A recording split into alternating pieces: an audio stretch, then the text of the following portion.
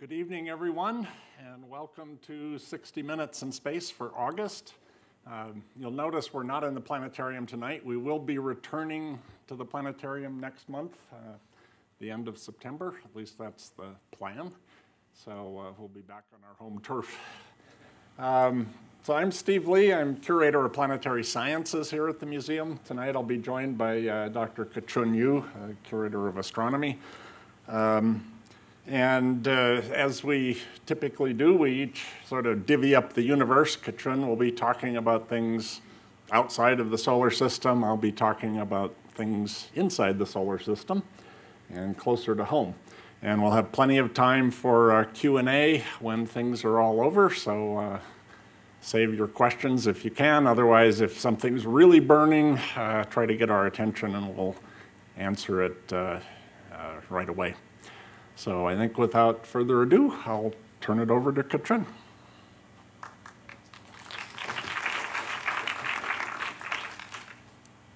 All right. Thanks, Steve. So today I'm going to be talking about really just one story, although I will look at a couple of different, a handful of papers. But you probably all heard about this in the news last week, about a new planet discovered around Proxima Centauri, which is roughly about the same mass as the Earth, and also appears to orbit close enough to its central star to be in what's called the habitable zone, or the zone where liquid water can exist on the surface of rocky planets.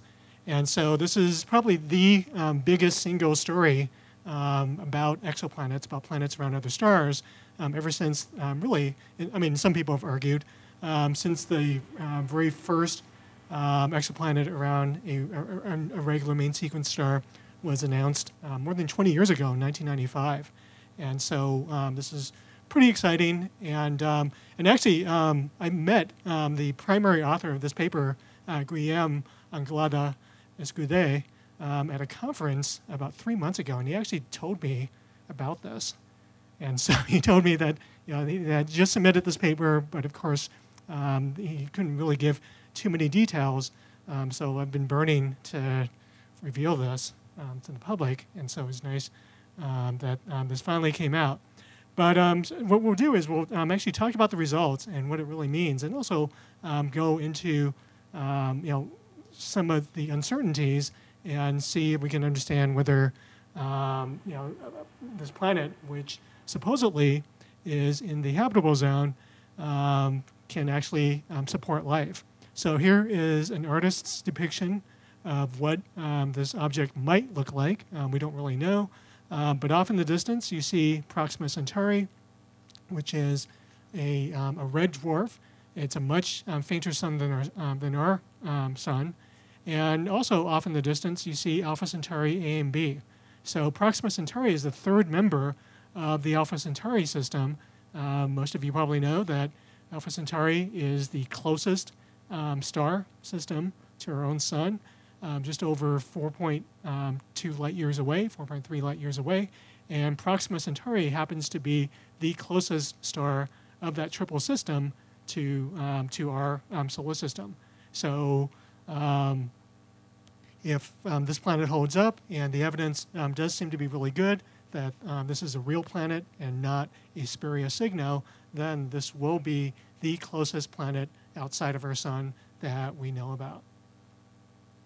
All right, Proxima Centauri and Alpha Centauri, as I said, are the closest set of stars to us, and they appear brightly in the southern sky, so you can't see them from Denver. But if you were to go to the southern hemisphere, and if you can find, well, here's the Milky Way above the observatory where a lot of the data was gathered. But Alpha Centauri is the brightest star in the constellation of Centaurus, the Centaur. And in fact, it's one of the brightest stars in the sky, so it's actually relatively easy to see. But as I said, it's a triple star system. So these are Hubble Space Telescope images. The two central stars are about the same size as our sun, so they're your yellow medium-sized stars, and they orbit about 20 astronomical units apart from each other. But Proxima Centauri, orbits about 15,000 astronomical units, so it's actually much, much further away than the two central main stars of Alpha Centauri. Now, the research project that found this planet is called Pale Red Dot, and their goal is to try and survey some of the closer stars to our sun for planets. And if you go to their website, you can actually find a lot of information about the project. One of the goals of the Pale Red Dot group is to actually be very current with their information about what they're doing. So they have blogs, they have articles and other information that you can find online where they're reporting to the public about what they're doing as they're doing it. And so the last blog posts about this, about the data that they were taking for Proxima Centauri occurred, I think, back in February or January. And then they went silent for a few months. And so now we know why they went silent. But their goal is to, again, explore the closest stars to our sun. And here is another image of Alpha Centauri and Proxima Centauri. And here we're taking images from a survey from the Palomar Observatory called the Digitized Sky Survey 2. And so we're seeing a lot more stars than you would normally see. But you can see how much fainter Proxima Centauri is compared to Alpha Centauri A and B. And A and B, Alpha Centauri, are overexposed in this image. And because of the way that the data was gathered, they look blue. But again, these are yellowish mid-sized stars just like our sun.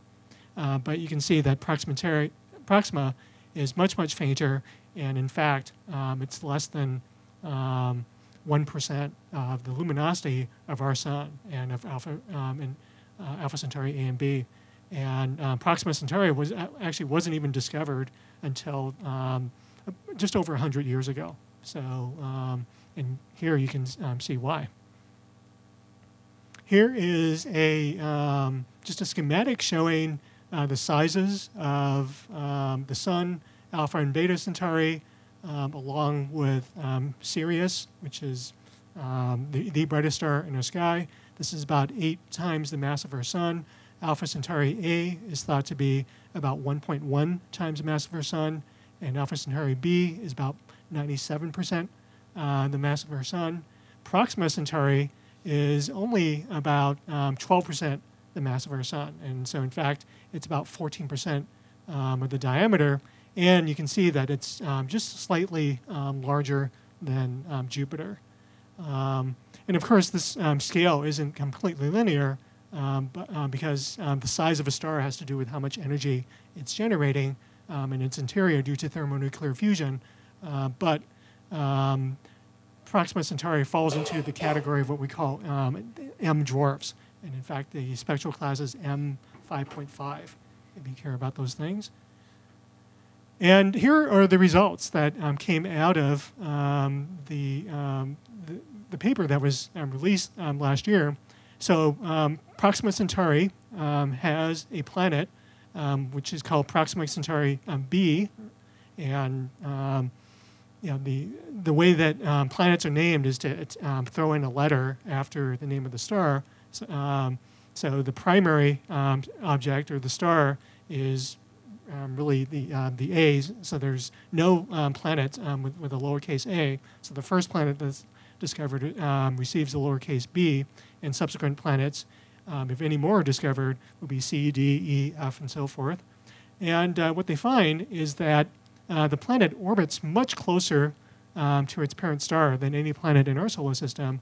And in fact, it orbits about 20 times closer than the Earth orbits the Sun. And so you can see it orbits even closer than Mercury. But because the luminosity of Proxima Centauri is about 1.15% the brightness of our Sun, so the Sun is very faint, but it orbits within the whole so-called habitable zone. This green band represents the band in which the temperature on the surfaces of rocky planets is neither too hot nor too cold for liquid water to exist. And what we also find is that the planet orbits about just over 11 days. So that's how long the year is. So it goes around its star once every 11 days. And the minimum mass of this object is 1.27 or about 1.3 Earth masses. And it actually could be bigger, but that's what the minimum mass is. And now, even though the star is much, much smaller than our sun, less massive, and the diameter is only about a tenth the diameter of our sun, because the planet is so much closer, Proxima Centauri, if you were on the surface of Proxima Centauri b and looking at its star, the central star would be about 3 times the diameter of our sun. So about 1.5 degrees in the sky as opposed to half a degree. Now, what was the process in which the planet was discovered? Well, if you were to look at how our sun moves in the sky as an alien astronomer, and if you're looking at our solar system plane on, meaning seeing all the orbits plastered against the screen, you would actually see the sun showing sort of these wiggles over time.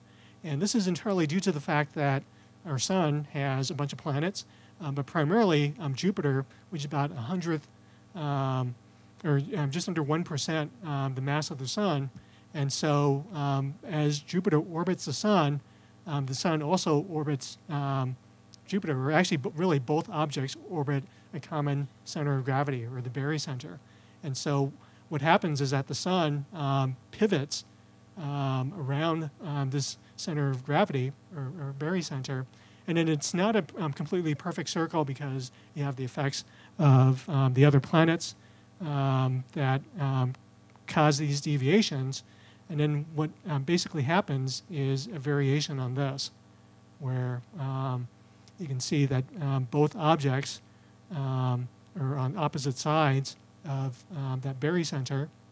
And this explains how we're able to find planets around other, or one of the ways in which we astronomers use to find planets around other stars. Now, we can't, obviously, stars are far away enough that we can't see this motion, but we can detect the velocity of the star.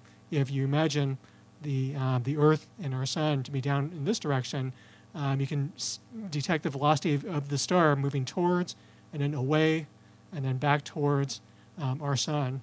And if your instrumentation is sensitive enough, you can detect smaller and smaller planets, because this reflex motion is largest for the biggest planets. And in fact, when we first started finding planets more than 20 years ago, we were finding super Jupiters, so big planets very close by their parent stars. And over time, we've improved this technique that we're finding that we can find smaller and smaller worlds. Here is a sort of an edge-on view of that same sort of orbit. So you can imagine that as the planet is moving towards us, the star is moving away, and we can detect its velocity moving away and then also moving towards us. The actual observations were done at the European Southern Observatory's 3.5-meter telescope in La Silla, Chile. And the instrument that they used was a spectrograph that spread out the light from the star and was able to measure the velocity of the star by looking at the spectral lines very, very carefully. And this HARPS spectrograph is able to basically detect motions down to about a meter, roughly about a meter or so per second, or a couple meters per second if you look at these error bars. So this is the actual observations from the 3.6-meter telescope. And so The red dots are the observations of the stellar velocity, and you can see that the motions are from -5 meters per second away from us to +5 meters per second. Actually, this is towards and that's away.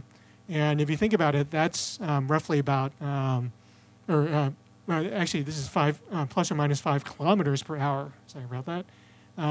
And this corresponds to roughly walking speed for humans. So basically, if you were to carry a flashlight and the telescope was aimed at your flashlight, it could detect the motion as you walked with that flashlight. So the observations occurred in early January and for several months, but this team also was able to fold in observations prior to their survey from this year, as well as observations from another set of observatories. And so you can see that the data can be extremely noisy, and a large part of the paper was spent analyzing the statistics of these data points to show that this feature or this periodicity in the velocity is actually real, and it's not an effect from something else. And that's something that the astronomers do worry about, just because there are a lot of effects going on with stars, like a lot of variability that can alter or that can confuse things. And so they're pretty convinced that this is a real detection. Now, what's really interesting is that as soon as the announcement was made last week, for astronomers who are interested, if they go to various or to the main Internet archive for what we call preprints, these are papers that have been posted by the authors before they actually appear in print form. And so these papers could be submitted for publication, they could be accepted for publication, or the author may decide not even to submit it for publication, but they want other people to look at their paper and to comment on it. But immediately about at least 6 papers appeared, and these were all written by astronomers on that discovery team, and they were basically investigating different aspects of what it means to have a planet around Proxima Centauri. And I'm going to just go over some of the results because a lot of these really interesting results don't appear in the discovery paper. So one of the really interesting questions, which we don't have an answer for, is how exactly is Proxima Centauri spinning? So we already know that it orbits Proxima Centauri every 11.2 days or so, but whether it's tidally locked is completely uncertain. So we know that our moon is tidally locked to the Earth, meaning one side always faces the Earth, and that has to do with how close an object is. The closer something orbits, the easier for it is to get into the situation where one face is locked to the main object that you're orbiting. So there's a good chance that Proxima Centauri b is tidally locked, meaning one side is always facing its sun. But there's also a possibility, depending on the eccentricity of the orbit, meaning how squished the orbit is, that it could actually be in what we call a 3-2 resonance, meaning it spins 3 times for every 2 times that it orbits. And in fact, Mercury it happens to be in the same resonance because its orbit is eccentric enough. But in the case that it's tidally locked, there have been a lot of theoretical studies and models done by astronomers about what that would mean for your planet.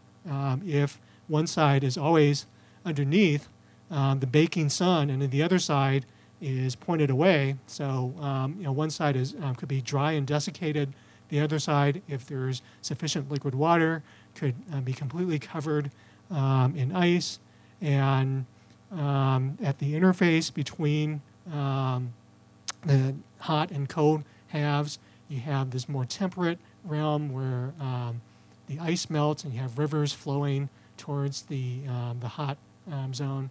And so these eyeball worlds, because they're so different between the front and back, is one possibility. And so one of these papers created climate models of Proxima Centauri B, assuming that it was tidally locked. And this is actually a typo. This should be, the temperature should be in Celsius, not Kelvin. But you can see that the freezing point of water, 0 degrees, is right in this sort of pink area. And so what we find is that you can have the situation where, depending on how much water there is and how thick the atmosphere is, you can actually have frozen lakes or on the far side, and then you can have a ring of liquid water along the perimeter of or the edge of the planet surrounding that hot spot, and then of course it gets you might not have very much water towards the center. And then you can also have a different scenario where instead of the planet being tidally locked, you have this 3-2 resonance, and here the range of the surface that can support liquid water is actually this big zone centered on the equator, and then it's also possible to have ice caps or frozen deposits of water further up, and depending on how much water there is. And so if there's enough water, you could potentially have a global ocean. And it turns out that there's a lot of different scenarios beyond just these two. So here are just a couple plots from their paper where along the bottom of this plot shows the amount of water that happens to be on the planet. And this bar shows the amount of water in terms of 1 Earth ocean. So this is 1/10 of an Earth ocean, 1/100th of an Earth ocean. And these numbers represent how high that ocean would be if you spread it equally around the planet. So this is 10 meters, 100 meters. And then on this side is the amount of carbon dioxide. And so depending on how much water, how thick the atmosphere is, and how much carbon dioxide is in the atmosphere, you can have liquid water on the day side, you can have completely ice-free oceans. So a lot of different variations for a tidally locked world. And then similarly, for a world that's in a 3-2 state, you get different conditions on the surface, anywhere from completely covered in snow all the way to all the water evaporating and being in a vapor state. So another question that people have asked is, how did Proxima Centauri B form? And we know that planets form in accretion disks around stars as they are forming. And so we know that the types of material that are found in regions close to the star versus regions that are further away are different. So ices and volatile compounds like water tend to be found further out, and the material that's closer in tends to be drier. And so it could be that the Proxima Centauri B formed close in where it currently is, in which case there might not be that much water on the planet. Or else it could have formed further out where there is more water, and through dynamic interactions with the disk, the planet actually migrated in over time to its current location, in which case it would have had a lot more water that could be still on the planet.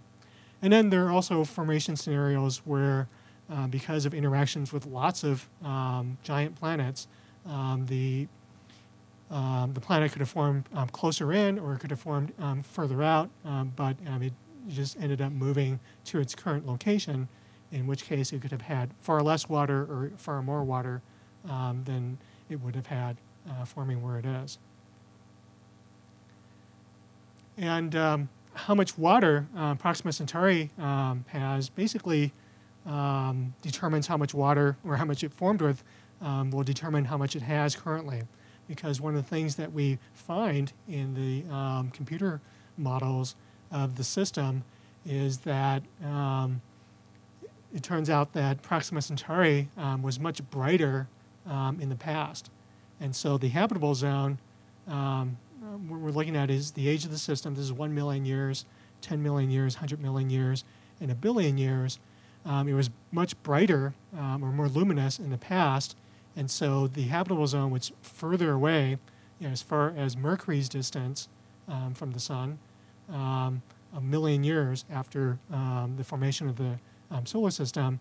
And over time, as Proxima Centauri dimmed, the habitable zone moved closer and closer until it got to where the current location of Proxima Centauri b is. And so if Proxima Centauri b was at its current location several billion years ago, then it easily could have lost, based on these simulations, an Earth ocean's worth of water, just in the first couple 100 million years. And so if it had only an Earth's ocean's worth of water, then it would have lost all of its water. But if it had twice Earth's ocean's worth of water, then it could have easily lost an Earth's ocean worth of water, but still have plenty left over for life. Another question is whether Proxima Centauri b actually is 1.3 Earth masses, or perhaps it could be bigger. And that has to do with the fact that this method that we're using to find the planet only gives you a minimum mass. And so it could be twice Earth's mass, it could be 10 times Earth's mass, and there's even a very slight possibility that it could be as massive as Uranus or Neptune, which is at least 15 Earth masses. And if it's something like Neptune, then that means the world probably has a substantial atmosphere. And so having this additional atmosphere will also change how Proxima Centauri b evolves over the lifetime of its solar system. And there's also a really interesting caveat about whether Proxima Centauri b actually formed in the same part of the galaxy that it orbits now. So currently, Alpha Centauri, Proxima Centauri, and the Sun all orbit about 25,000 light years from the center of our galaxy. But if you look at the number of heavy elements that are in the atmosphere of Proxima Centauri, you find that there's a lot more heavy elements than you would assume, than you would find for stars that form out sort of in the suburbs of our Milky Way. And that's because as you get closer into the center of the Milky Way, there's a lot more star formation, there are a lot more supernovas, and the supernovas pollute the interstellar medium with lots of heavy elements. And so Proxima Centauri has the same number of heavy elements that you would expect for stars that form about 10,000 light years closer in. And so if Proxima Centauri formed out here, and through wanderings it somehow get captured into the Alpha Centauri system, then that would have consequences for any planets, because any close encounters between those stars could have easily ejected planets or altered the orbits of planets. And so if we have one planet left around Proxima Centauri, then and if Proxima Centauri was captured by Alpha Centauri, then it's likely that planets in Alpha Centauri, A and B, as well as Proxima Centauri, were ejected into interstellar space during this capture scenario. So that would, let us know about what the possibilities are of finding planets around the other stars in the system. And then finally, the main question of whether Proxima Centauri b is habitable comes down to a number of different so-called threats. One is the fact that we know Proxima Centauri was probably brighter in its past, so the brightness of that main star could have boiled off in the oceans. And even today, Proxima Centauri, like all M stars, have considerable more flaring activity than does our sun. So the amount of extreme ultraviolet radiation and X-ray radiation that is blasting off from the star in flares is many, many times what we see coming from, or many times what the Earth gets from our sun. And so these flares can strip off the atmosphere, and it can also be very hazardous to any life that manages to cling to the surface of the planet.